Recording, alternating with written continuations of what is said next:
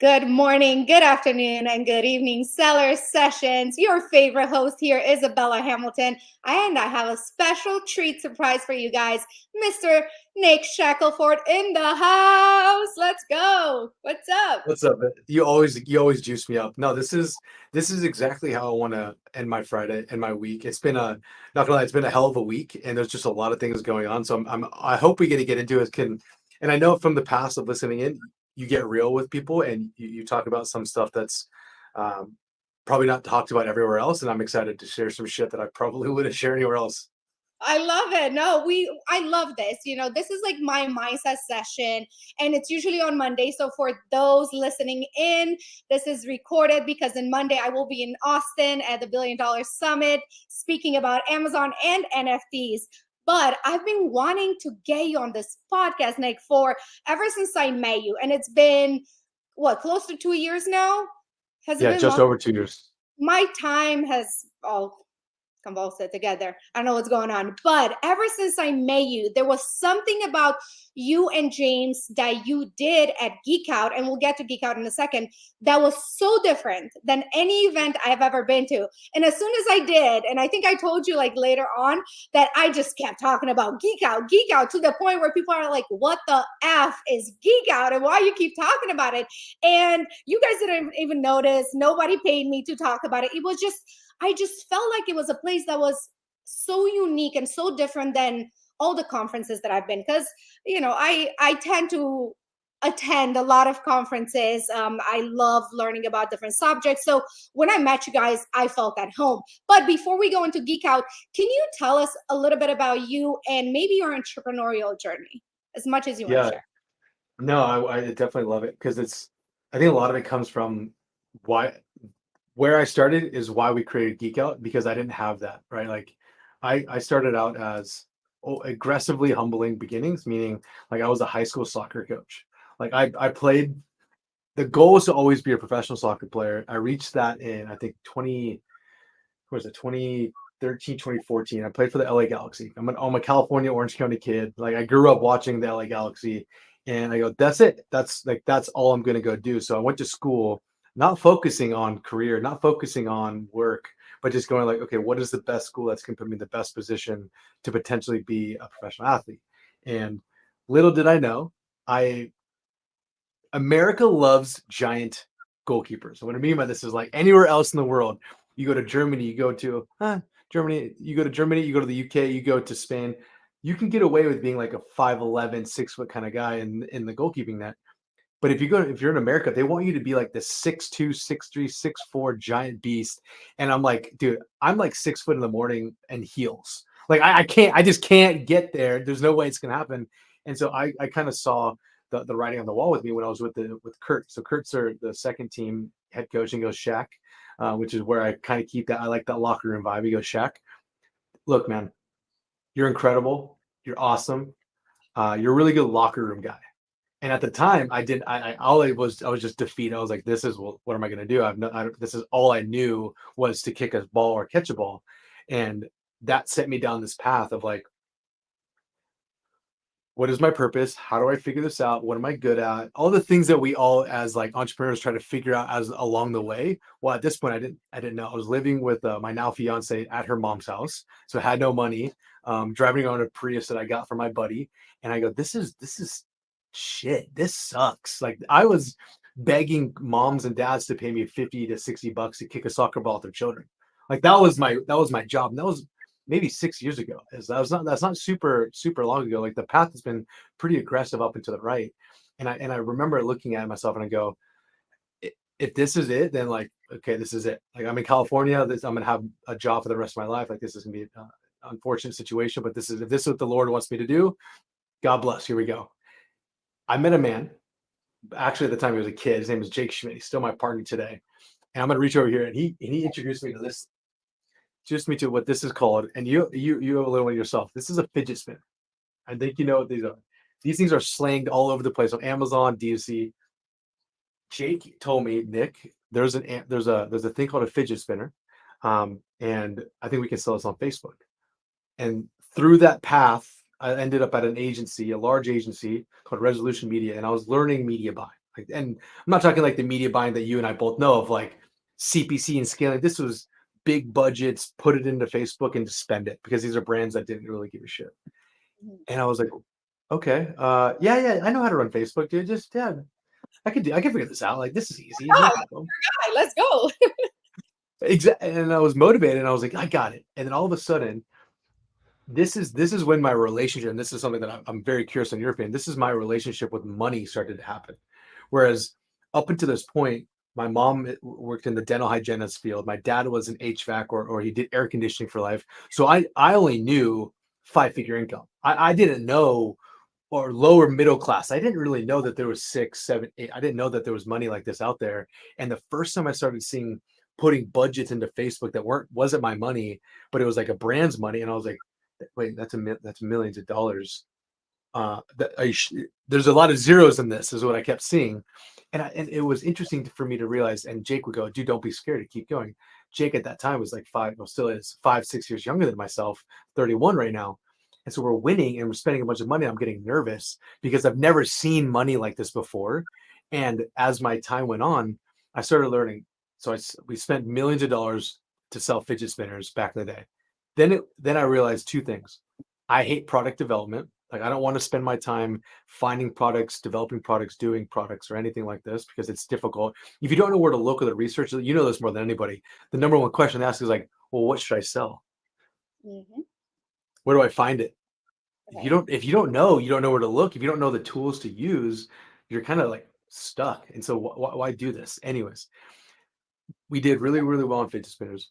We did very, very well on magnetic eyelashes. We did really, really well on makeup brush cleaners, dog brushes, LED light bulbs, teeth whitening, glasses. Like, so we started selling all these products. I was like, wow, I'm really good at this, but I don't want to go develop a product. So you have two choices at this point. You either work for an agency or continue to sell or be a media buyer, or you build your own. So I did. I kind of did the whole Goldilocks feeling of like, was big agency, not my style, super small agency, not my style. And then the agency I am before we started our own thing, I was like, okay, this is big enough. Like this is the right flavor that I want to stay within. And so ever since then, like we're just like doubled down on the agency and the media buying and the growth side of things. And to date, we're about 100 plus employees. Like it's fluctuating now. We'll get into it, I'm sure, as we're going through this potential recession. I put air quotes because who knows what the fuck we're about to walk into. And along the way, we've built other businesses. One being Geek Out, because the one thing I never had is like I couldn't ask my mom, I couldn't ask my dad. I didn't have dudes in front of me that I felt comfortable enough to talk about finances with. And so it was really interesting for me to feel comfortable in sharing and asking for help when I didn't know who was real, who wasn't real. And so that's where community came from. That's where finding someone that you trust is super important. For a lot of us first time founders, like I'm a first time founder. Now I've done it for many years, but I didn't know there was a path or connections or groups. I didn't know what EY was or YPO or any of these things. And so now I kind of want to find my own group. And I'm sure your relationship with cash kind of like sparked some of this stuff as much as it did for me, I'm sure. Mm, wow, so much goodness. But I want to go back to something that's so crucial, and I know you identified it, but I want everybody else that's listening to also zoom in on that. You said, "I've never seen that kind of money," right? Because Yeah. that's that glass ceiling. Because a lot of people say you are the common denominator of the people you hang out with. You approximately make the same amount of money, and then the people that you follow, they have that limit. And then you go into this world and you're like, holy shit, is this money real? And where is it coming from? And how can I get some of it? Right? Because a lot of people, and this is something that I openly discuss, and I think this is why people love coming into here. I have no problem telling people I love money. I'll be the one that says I love money, and everybody's like, oh my God, she just said that. But we're all thinking it. Literally, we're all thinking it. I'm just voicing it because I have now created an amazing relationship with money. So I want to hear from you. Yes. When that happened to you, what switched and what did you see and what did you leave behind? Well, so and yeah, thank you for leading me to this because this is something that I haven't explored in a very long time. The when when my family's split, when my family and my mom and my dad went through divorce, it's usually around a couple areas. There's a couple. It's either sex, it's either some sort of addiction or alcohol problem, or it's finances. The other two weren't it. It was finances for me. So I'm 13 years old, very important developmental years, older sister, younger brother, and I'm the middle child. A true, I'm a Libra and I'm a middle child. So feelings are like life. Like I get that shit. It hits me hard. And I'm sitting here going, wow, this is happening. Like I'm literally watching this train wreck of a situation, and they're arguing over cash.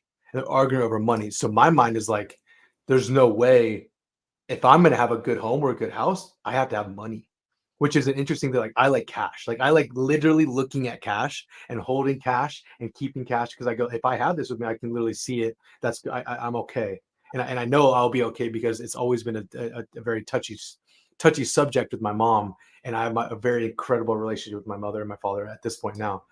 So that part was me. I was like, I knew it was bad because look what it did to my group. Look what it did to my safe space, which is the family.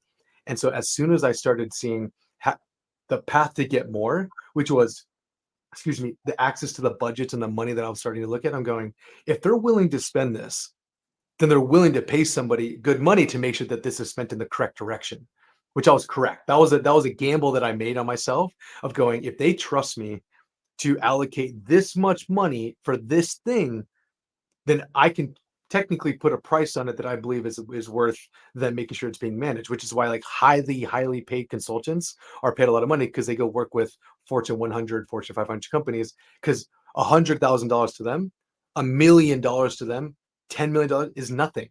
To us, at least I'll speak for myself. To me, 5,000. I remember when 5,000 was a lot of money.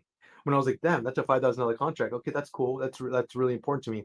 Now I'm sitting there going, like, for instance, we just bought a home. The home I'm in right now is less than $1 million. The home I bought there is multiple millions, and and I'll tell my lady, I've still had this like uncomfortable feeling in my stomach because it's the largest check I've had to write in a very, very, very, very long time. And so I'm sitting here going like,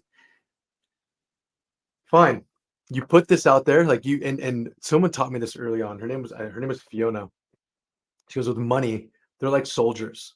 Like you have to deploy your soldiers. Like your soldiers have to go get more soldiers for you. They have to kind of go and do the work. And so you have to let them work. You have to let that cash work. And it took me till mid-20s, shit, I would say late 20s to realize your money being held up somewhere. And look, we're experiencing now with inflation. We're seeing this in the crypto space. We're seeing a lot of issues, and I won't go too deep on both of those, but it's being scared with cash is worse than, in my opinion, being scared with cash that you've already earned and you currently have is worse than not having any cash because you're not putting it to work. You're not letting it do what it needs to be. And I'm not a financial advisor, but Lord knows everything that I've earned, I've sure as hell try to put it back in to get me more. I think that's definitely a mindset problem because what's happening today in the world, and we get this every so often, and for a lot of people, it's a constant worry. It's like, where's the next money coming in? So, I feel like a lot of people, and I'm just speaking from my own mind. I can't possibly think what everybody thinks, but I feel like they may be worried, okay, I have this money and I don't know where the next one is coming from, so I have to hold on to it. And when what they don't realize is exactly what you said. When you hold on to something, anything that you hold on so tight, it cannot breathe, right? But when you start letting it go, then air can flow. In this case, money can flow. So it's almost counterintuitive to tell somebody, hey, you got 10 grand that you're saving in a bank. You should really go in and educate yourself or invest it into something that's going to bring you money. And then once they get over this problem, the second question they ask is like, well, now what? Where do I put my money? Or what education can I get? And this is where they get overwhelmed because they go to Google, they go to YouTube, and then they see, maybe gurus who are driving Lambo, and then you have this depression. Now I'm fucked. I'm not as good as them. So they keep going through the snowball, and then they come back to like, you know what? I'm just going to keep my 10 grand because that's my cushion. Nothing Yep. is happening. So have you ever encountered that? Absolutely. Oh my gosh, more than I like to admit. Like I just had a discussion with two partners on a separate business, and they're like, "Why do you do angel investing? Why do you invest in like companies?" And I go, I want access to people because I believe the network is a network truly. Because if I were to look at where all my money's ever came from, it's been providing information or providing access to people, things, or experiences that people didn't have access to before. Because it's really difficult to put a price point on an experience or a connection that leads you down to XYZ. This is the reason why you and I both go to events and spend money on education and spending money on access for two reasons. If you can't get into that room based on what you've done in the past, you can only get in that room based on the cash you have access to, based on the deployment of that cash. And so when I'm sitting here going like, I don't know XYZ, he or she, but if I show and if I am in that room and the qualification to get in that room is either they're incredible at what they do or they have a deep enough pocket, that's a person worth investing my time and effort into. So when I look at and think about, okay, if I can get in this room, shit, that's going to cost me X on a flight, X on a ticket, X away from my business I might potentially be making money from, but it gives me an at bat or it gives me a stress that's needing to be acted upon when I'm in that room or meeting with that person or supporting that other person. There's no way like you. It's a 9 out of 10 times 100% you should do this, and those 9 out of 10 times that 100% should do this is a subjective way of saying if you have any doubt, just know on the other side of this thing is going to be a better opportunity. It's going to be some sort because you make it happen. As soon as you start looking and start counting your dollars, you're like, holy crap, I'm getting the last couple bucks here. You have this like sense of well, I guess if you're not a hustler, you probably don't have this, or if you're not someone that wants to win, you probably don't have this. But as you start looking at the little bit of cash you have and the opportunities that this could potentially provide for you, and you use those remaining dollars, your remaining soldiers, you take the opportunity and you really, really push forward on it. And I've been that. Right. I'm in that right now, allocating and having multiple homes and doing it at a level that I'm like very, very uncomfortable with, and having to go on a flight or meet people. I can feel the intensity of needing to close or needing to sell or needing to just that extra little, hey, I probably need this a little bit more than I did a little bit ago, but it's okay because that's an uncomfortable need to grow, and I'm leaning into that at least. Mm. I mean, if we go to really like the motivation of people, like those who really want it, they can achieve things with zero money. The way I would do it if I had no money and I wanted to go to an event or I wanted somebody to mentor me, what I would do a lot of research on that specific person or conference and write a list of like 10 things that I could do for them right now that's going to benefit them in such a way that they would have never thought of it. So Yep. it's not like there aren't any ways. Now that's the zero level where you have nothing. So, for those who are there, it's not the end. It's you can literally this is the beginning of what you can become. But now we're not talking about that. We're talking about those who have a little bit of money that they can invest.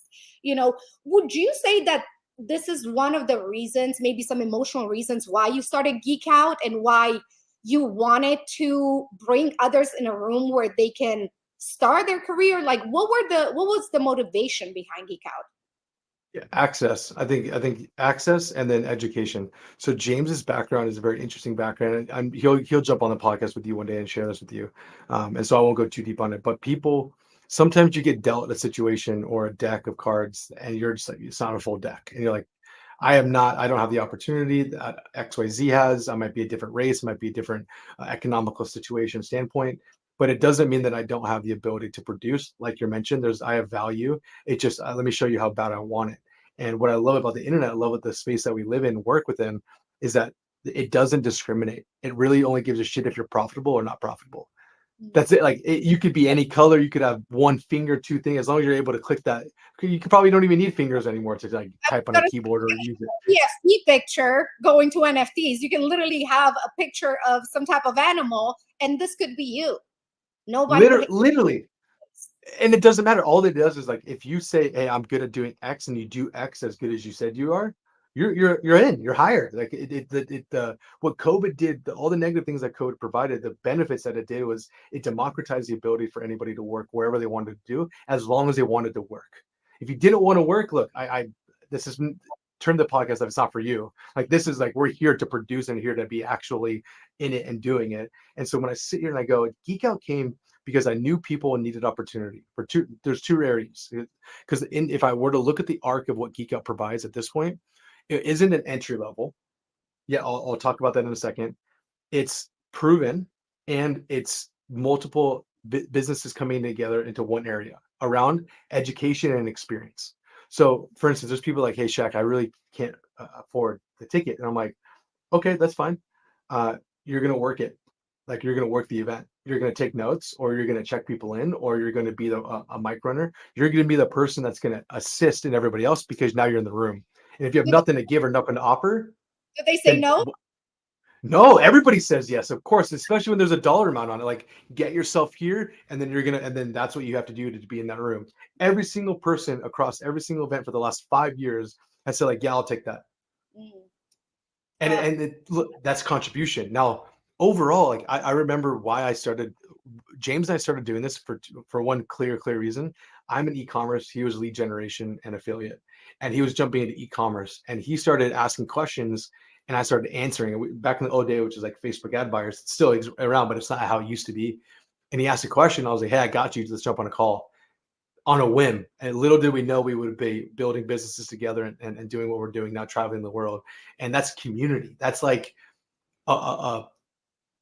that gives so many people purpose and so many people reasons why like they're going to get through things. And I'll talk about even more because this is a topic that really means a lot to me. I am 72 days, I checked before this call, 72 days on a carnivore diet.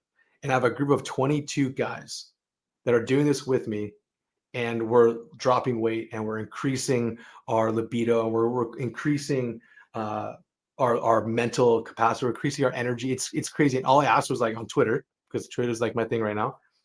I'm gonna do a carnivore diet, which is meat and cheese and anything animal based. Who wants to do this with me? And they raised their hand, and I was like, let's go. I'll go in arms with you on this. And it goes back to what my coach showed me is like, Shaq, you're a really good locker room guy, which means I know how to build community and I know how to build camaraderie, trust, and overall connection. So let me lean into my genius and continue to build groups. Oh, wait, let's pause because you said some gold here. I leaned into my genius. A lot of people are copying other people, trying to become that, but we're all so different. We're all so good at something. When was it for you that you were no longer mad at the locker room guy comment to like, let me take this and make this my fucking winner? I think it was when I was good question, very good question. I think it was when, and the pause is because it's I want to make sure it's a good reflection or good clearness. I think it was when I was able to make money not with my body. So you commented the other day on like I've been starting to tattoo my entire body, right? And so as I come into it, it's a mixture of robot and it's a mixture of my body, because previous life I made my money and my value, my worth, Nick, my worth was with the soccer ball, with being fit. Okay. And then now my worth is my brain, my ability to use machines. And so I'm going like, this is the mixture of the two. And it's so interesting because it kind of pulls a little bit of art around the stuff. But before I go on to this crazy tangent that you've sparked in me, it I love was the ability. It was the ability when I realized that I wasn't limited to earn as much as I wanted to earn based upon how I looked and based on what I produced with my body. As soon as it shifted to like, if I can think about it, if I can communicate it, I can get paid for my ideas, and I can get paid to speak, I can get paid to motivate, and it can get paid to, and paid not like doing speaking gigs, more of like I can build a business and a company and run a vision as a chief CVO, or at the time in my company is chief vibe officer. If I can set the vibe that people can excel within, I as a lead can reap the rewards of that.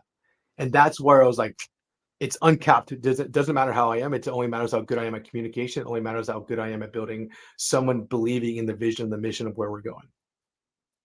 Do you think money made you confident or you being confident made you money? I think being being clear with communication, being attractive, being confident in my ability to produce, being honest in my ability to follow through with what I said at, and knowing that like I got literally dealt the perfect deck of cards as a human. I'm a willing, capable white male in America. If I fucking lose, this is only my fault. It's only my fault. Like think about this. Like how is this, like if I lose, I cannot go like that, bro. What are you talking about? Like that's not my fault. That's the person that like no, it's 100% my fault. And as soon as I realized this, which obviously at birth, but when I started going like, wow, am I capable? People are listening to me. I have the ability to control a room or lead a group. I had to lean in. And at that point, it's just a responsibility. Like what is the phrase of like hard times make weak men make hard times. And I'm like, there's no way, like, it's hard times, but I'm gonna break that cycle, at least in my circle, at least with the shop before name. Like there's no chance that I'm letting that fall with on anything. Mm, I love it. So M- when it comes to money is interesting. I think the you brought this money thing up.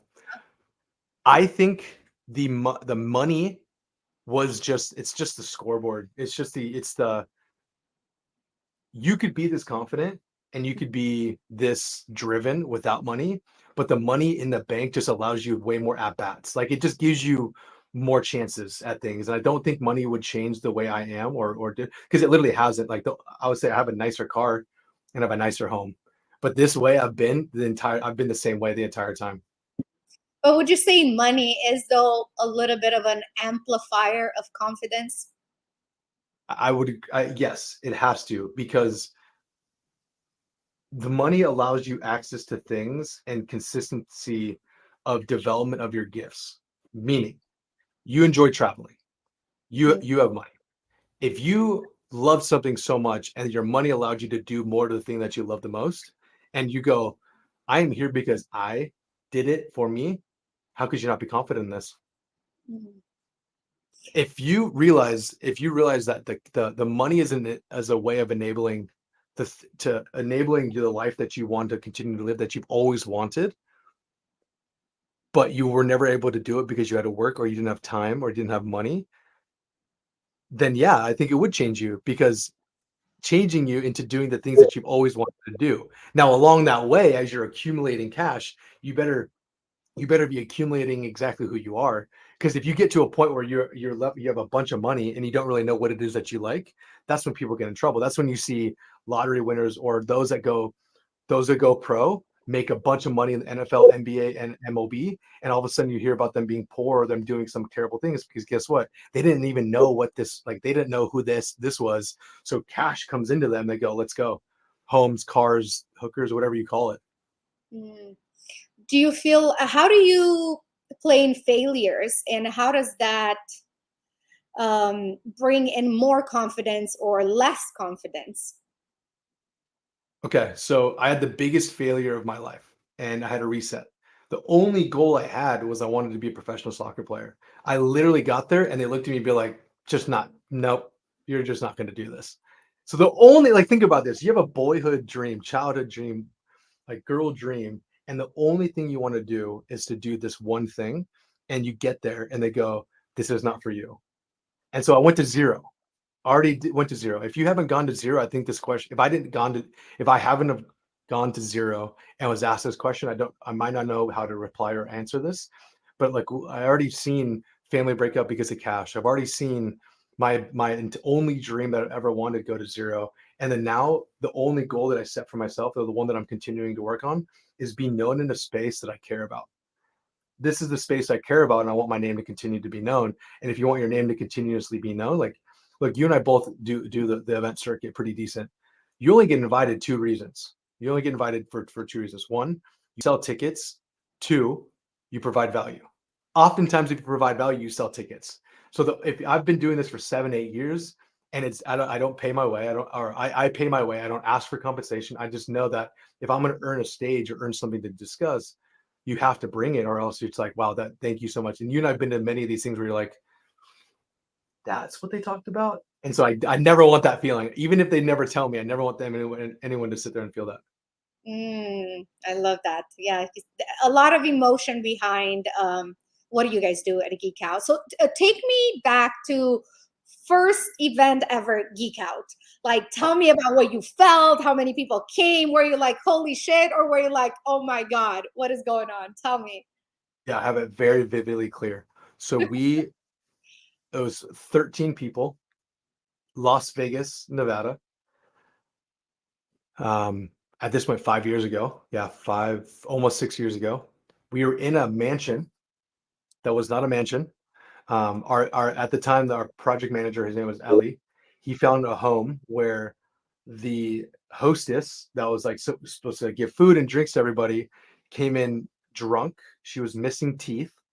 Um, and the group there, people were supposed to sleep there, and they're like supposed to stay in the room, and nobody felt comfortable enough to stay there. So we ended up having to like refund some cash, and they had to go like stay in hotels. It was so bad of the experience, and I'll get to the content, was so bad that Kiala, who's still in the space, told people like, hey, if you guys want to come to my house, you guys can party with me. Like it was so bad that one of the attendees said, come to my house, we'll finish it. It was wild. And I was like, thank you, great guy. I remember that man very, very clearly. But the content was so good. Is like the content was exactly what it needed to be, because look, and this is what we've always been based upon, is that it's content from practitioners, people that are actually doing it, and we think about it in a recipe way. And like you and I would talk through it, right?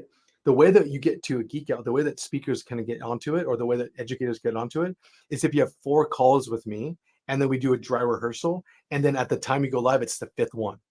So I know everything, and so there's no you find out really quick who is full of shit, or who isn't, or who just built a deck because it looks good and easy to sell. And so you think about it, like this came from when James and I were talking, because we're the ones that are actively doing this stuff. Yeah, my topics change. I might be speaking on hiring or firing or agency growth or community building, but back in the day it was like Facebook ad tactics or influencer ad tactics, and it had to be, I can take that presentation, I can ask some very specific questions to my situation, and I'll be able to use that. And so that everybody left, and we still have people that come back and forth to this day. And I remember there's a bigger brand. His name is there's an individual named David Goodbye, and he built one of the most massive companies ever. It's like the women's haircare space. And I remember he sat on the couch and asked a question about delayed attribution. And at the time on Facebook, that's a thing. Now with all the reporting, XYZ wasn't there. And I remember because I saw him go like this.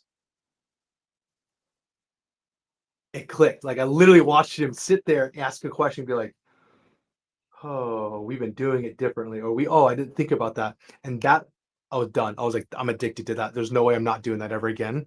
And people do a really good job at doing large events, virtual events, but it's not the same. Like you get in person, it's just so different.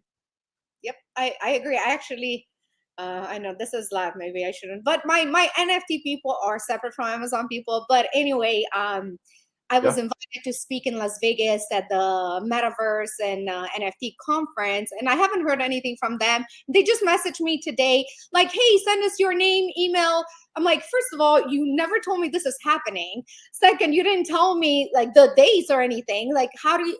They wanted like the topic, my phone number. I'm like, can we do a call? Like, do you want to know who I am? You know Yeah. what?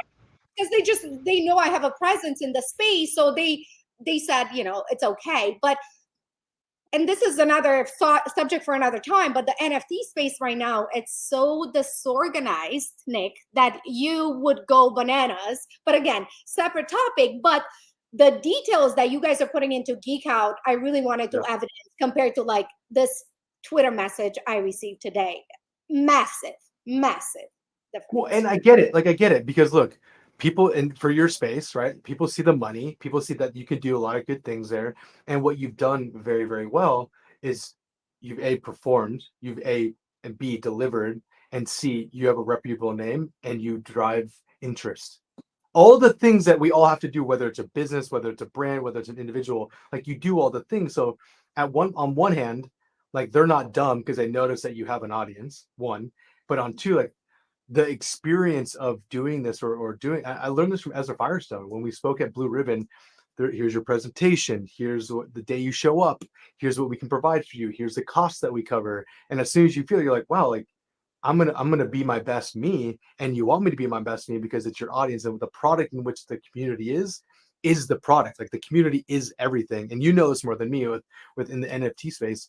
If the community doesn't give a shit about what the purpose is or what the culture is or what the thing is that they're supporting, it doesn't work at all.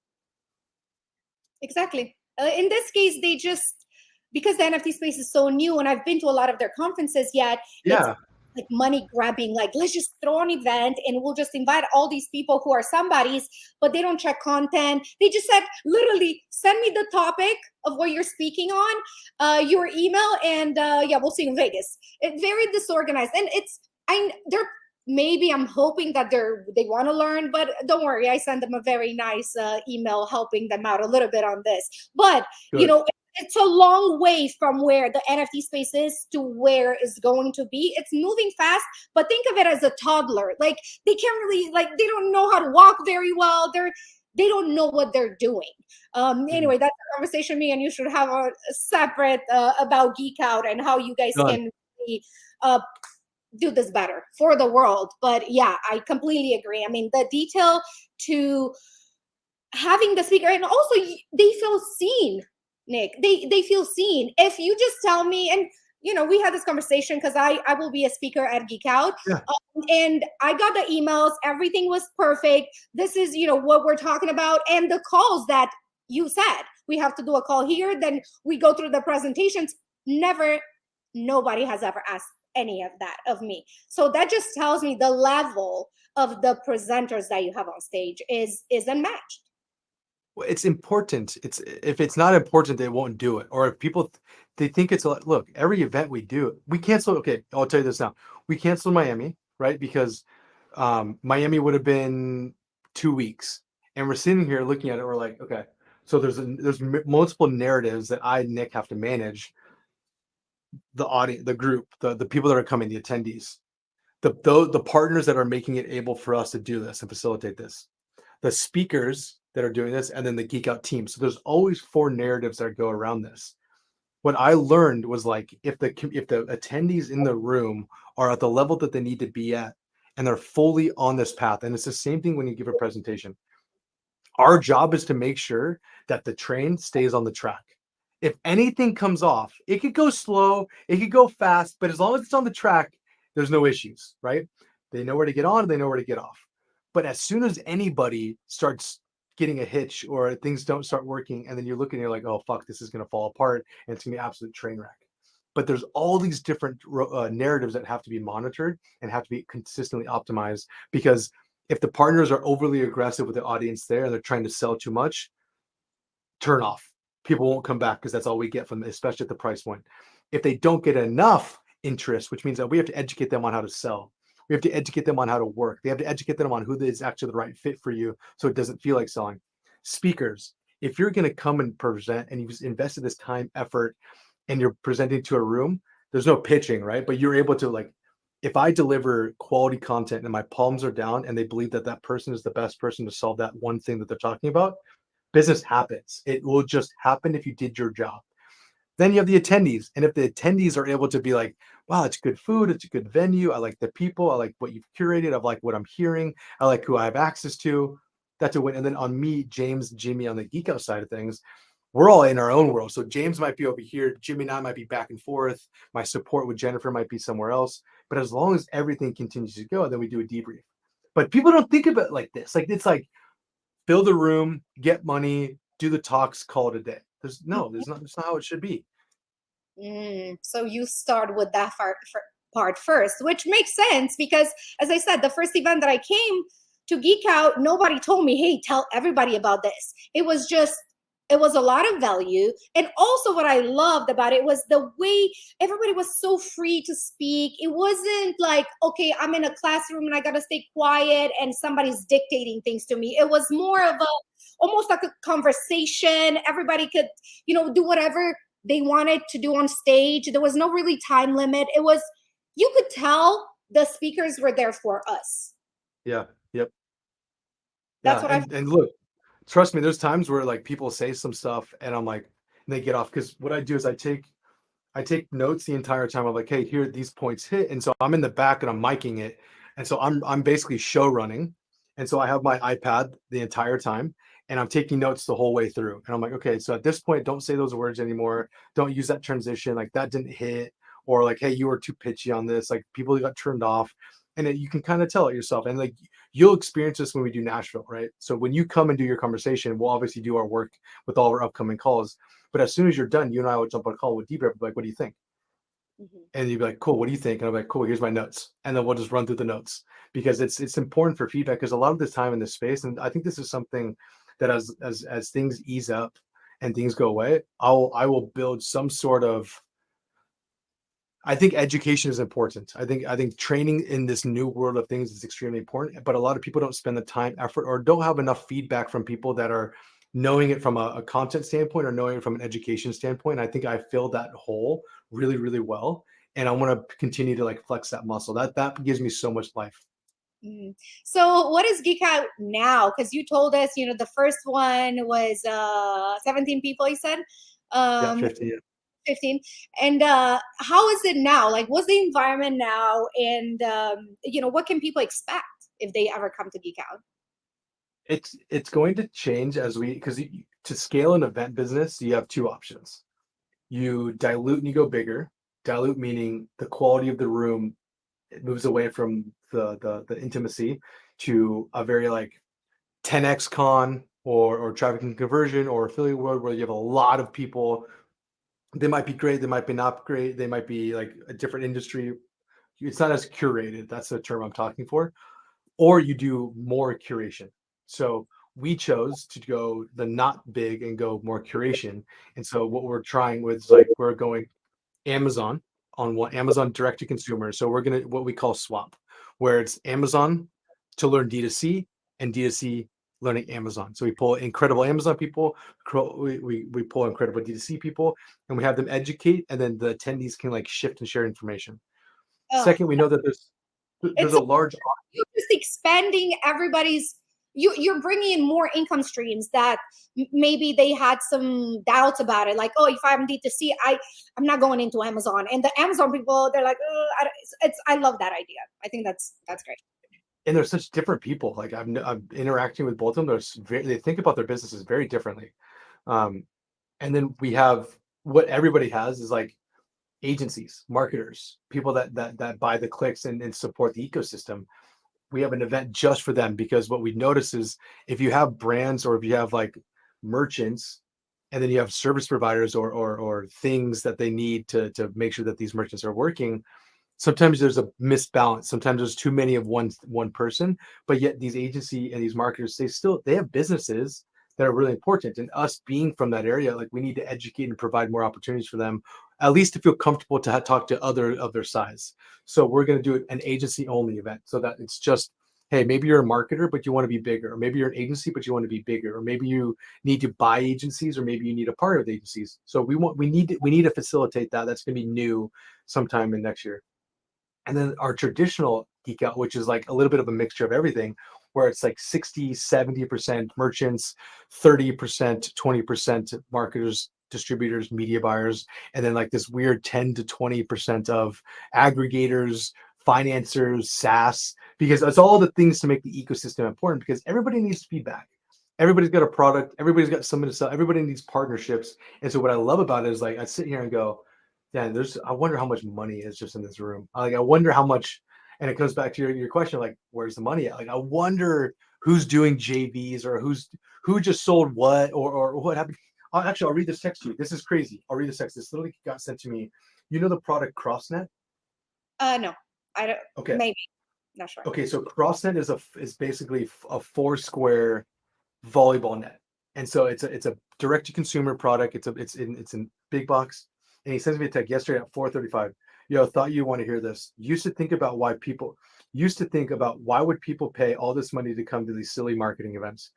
At Geek Out last year, I got a piece of advice saying, stop doing things for free, know your worth, charge your worth. I just officially crossed $100,000 this year for a newsletter that didn't even exist 8 months ago. Appreciate you more than you know. Thank you so much for an impact. This is a dude that is a proven business, successful, crushing it. But for him to think about this and send it like this, and I literally was like, dude, what the fuck? You just made my entire day. Like that shit doesn't, that's what it does. And that's what I'm going like, and do I get anything from this? No, he bought a ticket. Maybe he got an introduction. Maybe someone else bought his ticket. He can write that shit off, whatever he wants to do. But the fact that I know that stuff is happening from a lot of people that might not be talking about it doesn't even matter. That's the only thing that matters. Yeah, it brings that good feeling, like you're helping others, you're doing these events. And yes, with events there's monetary gains, and we need people like this. I mean, Amazon Space, we go to events all the time. I mean, we all have to pay, we don't pretend it's all free, but the value that we get, and two, I think the networking and the relationships, and Yes. it's just something that you cannot really get at home. Yeah, you can get on Zooms and you can meet somebody and they're cool and you vibe and you match and you're like, this is my new best friend. But it kind of loses its power over time. But when you're in a room full of these people, even if the little thing that you can get is like, holy shit, I'm so fired up right now that I'm ready to kill it. Even that little thing. Or like you said, this guy, like this one thing that he probably heard 100 times before, but he hit at the right time, in the right room, with the right energy, with everyone around him. There's like, oh my God, this dude is doing this much. This dude, I want to do this much. Going back to your story, to your I think, what is it called? Upper limit problem. Yeah. One of the books that I'm sure you read too. It's like, oh shit, I didn't know that this was even possible. Like, imagine you're making $1 million a year and you think you're the shit, right? You go in and you see like Wow Shampoo on stage who's like killing it. You're like, first you're gonna be like, what the fuck have I been doing with my life? But then you're fired up. You want to go get it. And that energy you cannot get at home on Zoom. No. Very, very, No. unless I'm the one leading it, then you may get a sense of it, but like, you know what I mean.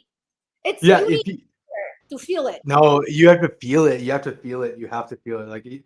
And it's not an event like ours. It's not an event, the ones that you go to. It's just any, like, Mhm. I don't know if there's many, like, if you come with the right intentions, and we talk about this too, like there's a lot of ways of going through an event. And I think there's probably like the best thing to like end with. Say you think about like, what is my intention of going to an event? And you have to, no one can answer that, but I can guide you of like the things that you should think about, especially after running this for so many years and going to hundreds of these events across the industry. The first one, am I coming here looking for a financial immediate return? Is it a 30-day return off of this event that I'm trying to go to? Okay, maybe it is, maybe it isn't. If it is it because I need clients? Is it because I need access to finding clients?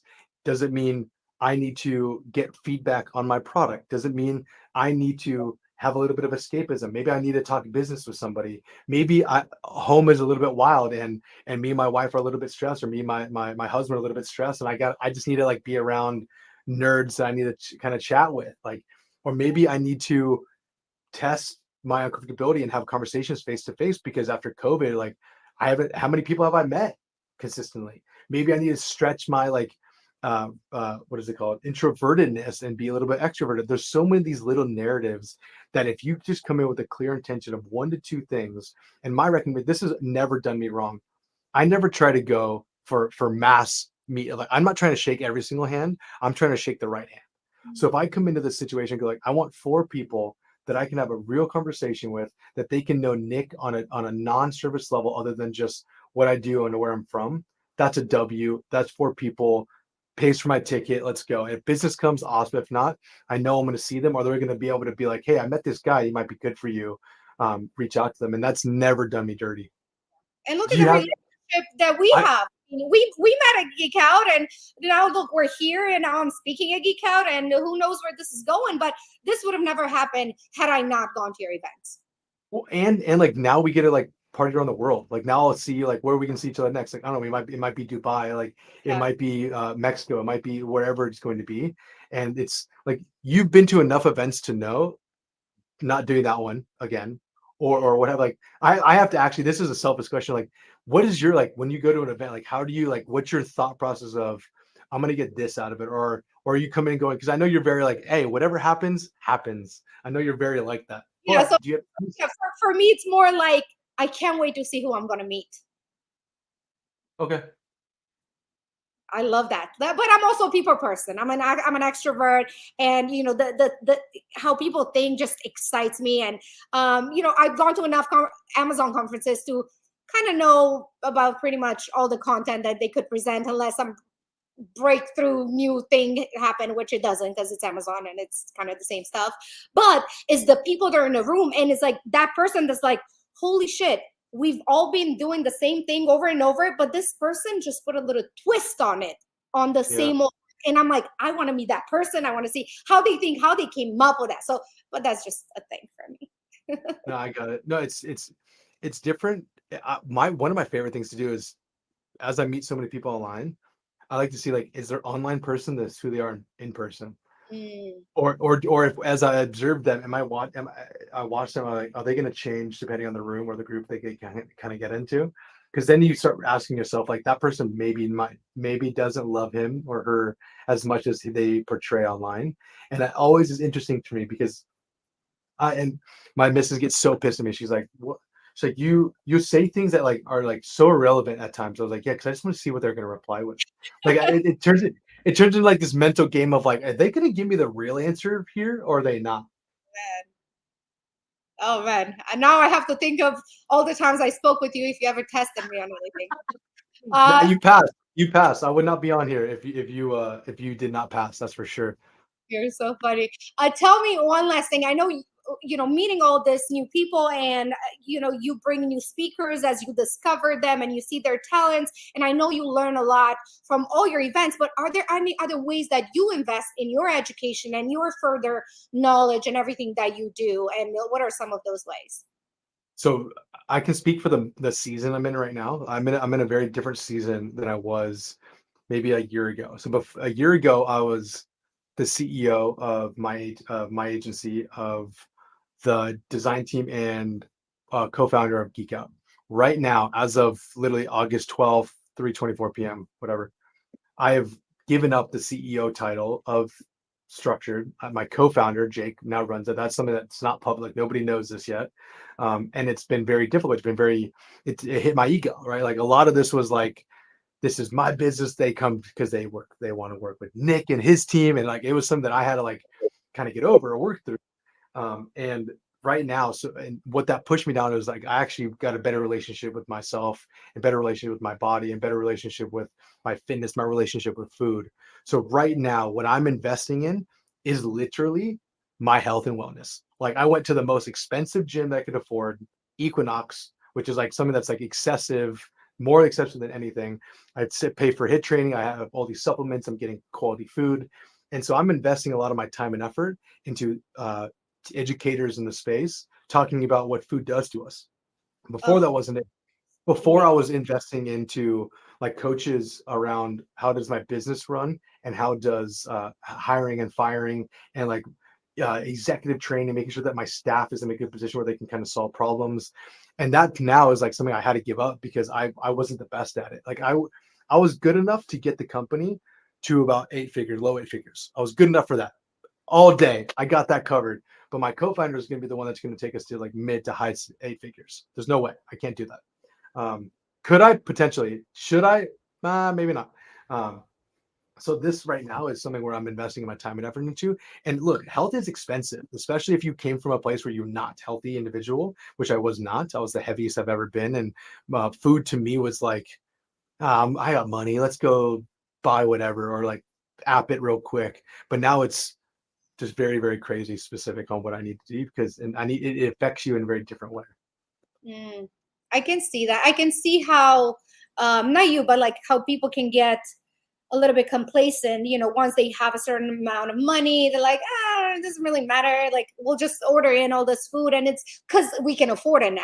But then it's that mindset change, like, wait a minute, this is not about affording. This is like, what the hell am I putting in my mouth and into my body? Yeah. Because when your body's clean, your mind is clean. And when your mind is clean, then you can pick up all the knowledge that you want in the world. So I agree with you. Everybody's number one focus should be health. Yeah, and it's you and I could do a whole entire conversation on this. I know that, but when you're traveling, when you have to be on more times than you can afford to be off, and the thing that you're like, dude, I'm optimizing my schedule. I have this, I have this, I have this, and the final thing to make it all good is the food or the consumption that you put in your body. Like that's the ultimate level, and now that just impacts everything else. Like I have a really really good friend of mine who I'm learning how to be better at fitness. He went and got his testosterone and like a lot of his like his he got a little blood work, lab work, and he's like, dude, I have almost zero tests. I've been basically living life with like weights around my ankle, and as a man, like you have to have certain levels at. And he's like, he's weightlifting and everything, but he's like, dude, I feel like I've been in a brain fog for the last 10 years. And if I would have got a test any one of these years, I would have been way further ahead. So now he's got to work through all these things. And like us as high performers, whether it's male or female, we just go like, when nothing else works, and this is what my dad taught me when kind of like when the split happened. He's like, Shaq, when nothing else works, work works. Because you can just bury yourself in the work and you're like, you feel like you're doing it, but yet you're just really hiding or like moving away from the thing that you probably need to deal with or face. For me, that's food. Oh, what a beautiful way to end this, because we all care about each other, and if we can share this one little thing, it's like even just a reminder, like, hey, get your health in check. Like, this is your reminder, guys. If you have not had any doctor tests or blood tests, get your shit together and go get some tests, right? 100%. Anything else 100%. beside money, beside anything else, health is important. Nick, you're amazing. Tell us, how do we find you? How do we find Geek Out, and anything else you want to plug? Absolutely. No plug other than follow me on Twitter. I always love good Twitter friends. So I am Shackleford on Twitter. I am Nick Shackleford on Instagram. And then you'll be able to find the rest of the links for the Geek Out there. I am grateful for you, grateful for your audience, and grateful for those incredible questions. I love it. I think this was a really good podcast. I cannot wait for people to hear it. It's like, now I wish this was live, because I know we would have gotten so many comments, but I know for the audience, I know you enjoyed this as much as I did. Thank you. Thank you, Shaq. I will see you very soon.